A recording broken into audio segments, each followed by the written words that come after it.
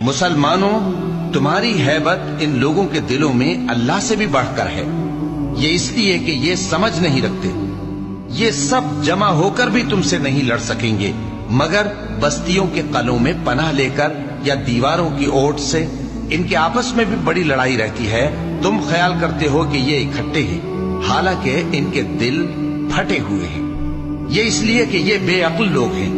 ان کا حال ان لوگوں کا سا ہے جو ان سے کچھ ہی پیشتر اپنے کرتوت کی سزا کا مزہ چکھ چکے ہیں، اور ان کے لیے دکھ دینے والا عذاب تیار ہے۔ منافقوں کی مثال شیطان کسی ہے کہ انسان سے کہتا رہا کہ کافر ہو جا، پھر جب وہ کافر ہو گیا تو کہنے لگا کہ مجھے تجھ سے کچھ سروکار نہیں، مجھ کو تو اللہ رب العالمین سے ڈر لگتا ہے۔